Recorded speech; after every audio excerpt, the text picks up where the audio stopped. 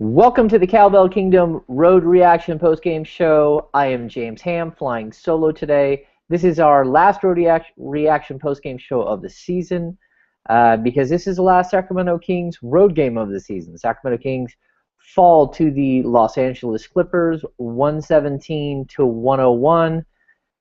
They finished the road season at 11-31, a very disappointing road record for the Sacramento Kings, but I think there are a lot of things that are disappointing about this season that are going to overshadow a road record. So, very interesting game tonight. I think, flying solo without John Santiago is a little different. So we're going to try to get through this thing the best we can. If we're going to break this game down to its finer nuances, the Kings really gave this a good go until the early fourth quarter. Ben McLemore actually blew up in the third quarter, had an excellent quarter, 14 points in the quarter, all 14 of his points on the night, before getting into it with J.J. Redick and being thrown from the game by Joey Crawford. A very strange situation to watch unfold. Certainly something that the rookie would like to move past quickly because this just was not him at all. But the first technical that he got earlier in the game probably wasn't deserving. The second technical that he got with the altercation with Redick was deserving of a technical, and he gets tossed from the game. It actually ended up having a major impact on this game. Kings rookie guards were actually really good against some really quality players of the Clippers. Ray McCallum's stats don't really show up as great numbers tonight, but he did actually have a pretty high-quality game when you really look at who he's going against. He finishes the night with 8 points and 8 assists in 40 minutes of action. Jared Cunningham came off the bench and actually provided some good moments. He finishes with 6 points and 2 assists in 14 minutes, the most minutes he's played as a member of the Sacramento Kings. So this was kind of a different game. DeMarcus Cousins, another big night. Overall, you're going to lose a game against a team that's this deep and this talented when you're shorthanded like the Sacramento Kings were again without Isaiah Thomas. But let's get to our 3 things to watch from this game. Number 1 is, what kind of shape will Rudy Gay be in after missing the last 2 games?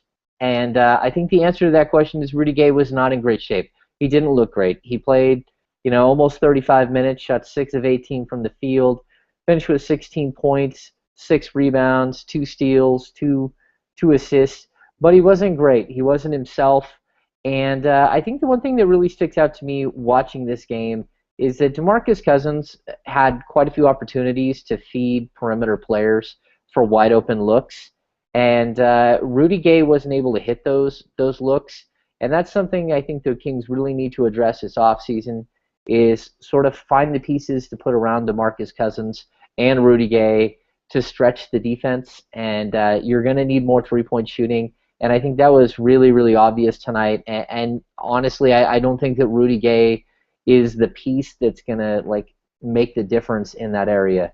The Kings need more shooting than Rudy Gay going forward. Anyway, Rudy Gay is on baby watch. He could leave the team at any time.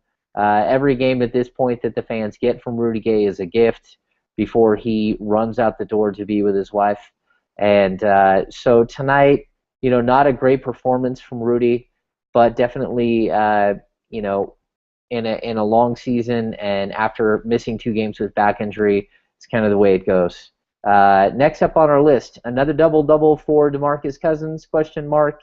The answer is yes. DeMarcus Cousins notched his 52nd double-double of this season. He is now 2 games ahead of Chris Webber, Sacramento Kings great Chris Webber, for the all-time franchise record, single-season record for the most double-doubles in a season. He finishes the game with really monstrous numbers. He fouled out in the final minute, but 32 points, 12 rebounds, 5 assists, 2 steals, 2 blocks. He did turn the ball over 6 times, and 6 of the Kings' 10 total turnovers, which is actually pretty good night for the Kings.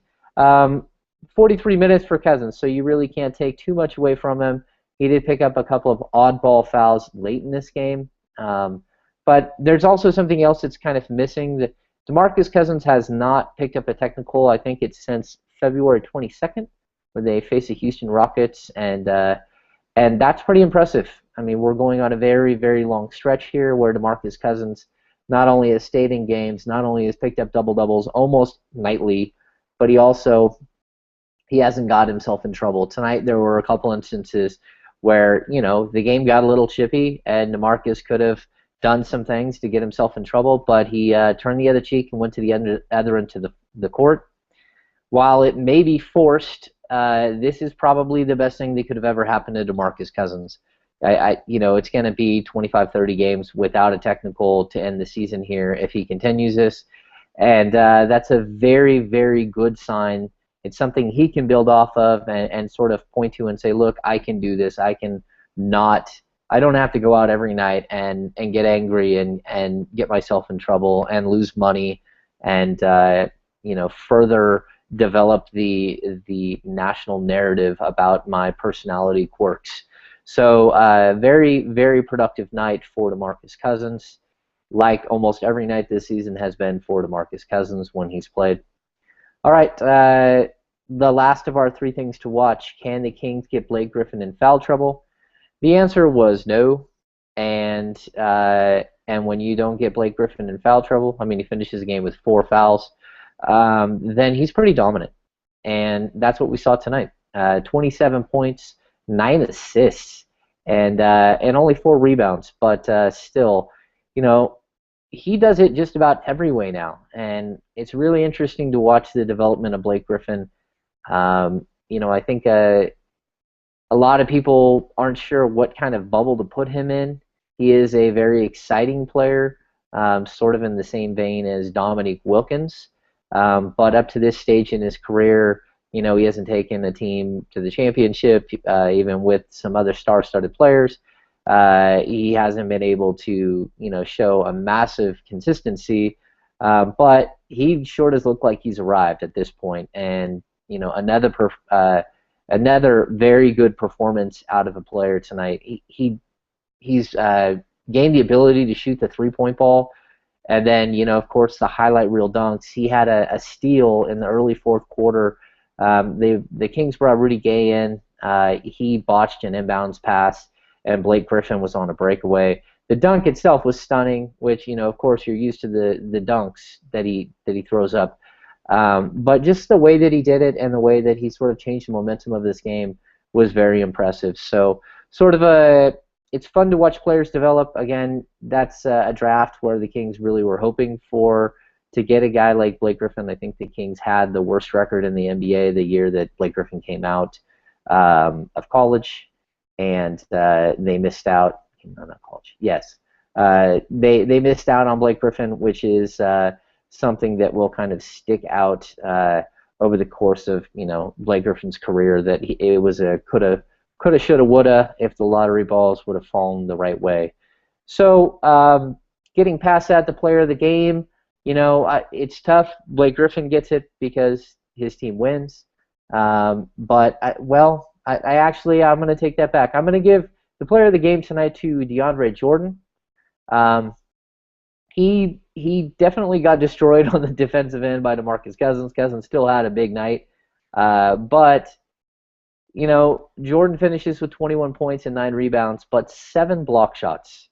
And he was all over the court. And he should have actually had an additional 4 points. He should have finished with 25 points tonight.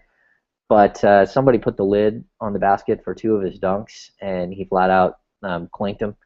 So DeAndre Jordan, player of the game. DeMarcus Cousins is in that conversation as well. Sort of some players to look at from tonight's game. Reggie Evans with a double-double, his second as a Sacramento King. Finished the game with 14 points, 14 rebounds, which is nice that you're seeing him get points. And, he does do a good job on the defensive end. Clearly, a front line of DeMarcus Cousins and Reggie Evans is going to struggle with the front line of DeAndre Jordan and Blake Griffin. But it is what it is. Other notes to look at from this game, Matt Barnes with 12 points for the Clippers. Chris Paul with 17 points, 10 assists, 7 rebounds. He had a very productive game. But I don't think that he really put the game on the Kings that he could have, especially when you consider that that the Kings started a rookie backcourt again. So, and the other thing I'll point out is that the Clippers are, I think they picked up their 56th win tonight, which is, it ties their franchise record that they picked up last year. They matched their franchise record from a season ago. This is a really, really good team, and they're going to walk into the playoffs as the third seed. As of right now, as we speak, they're going to face off against the Golden State Warriors in the first round, which is probably going to be the most entertaining first-round matchup that we're going to see in a long time. It's going to be a slugfest, but if this Clippers team can get past the first round, things are going to get really interesting because this is a star-studded team. It's a team with all of the pieces that you can possibly imagine. You know, in the offseason, they added J.J. Redick, they added Darren Collison, and they added Jared Dudley in the offseason. And then in season, they also added Hedo Turkoglu, they've added Danny Granger, they've added Glenn Davis. So you add all of these pieces to a great starting lineup, and you know their bench is at least 6-man deep. I mean, Jamal Crawford is still hiding on that bench. If you can come off the bench with Collison, Crawford, Davis, Turkoglu, you know, Danny Granger, this is a very, very deep and talented team. Maybe the deepest team in the Western Conference, even considering the Spurs and the Oklahoma City Thunder. So this is going to be a fun team to watch in the playoffs, and there's no shame. This game was a lot tighter than the 16-point final score. The Kings fought the good fight all the way through this, you know, and they ended up getting blown out by 10 in the fourth quarter. But overall, not a bad loss for the Sacramento Kings. So, again, the Sacramento Kings fall to the Los Angeles Clippers by a final of 117 to 101. Again, no John Santiago today. He has taken the day off to pay homage to his alma mater, UC Davis, and go to picnic day. So that's going to do it for this edition of the Road Recap Show, the season of Road Recaps. It's been a good time sharing these Road Recaps with you. Definitely a different way that we've done it this year, and we hope that you like it. Please leave feedback if this is something you would like to see next year as well. So again, that will do it for this edition of the Cowbell Kingdom Road Reaction Postgame Show. I'm James Ham. Have a good night.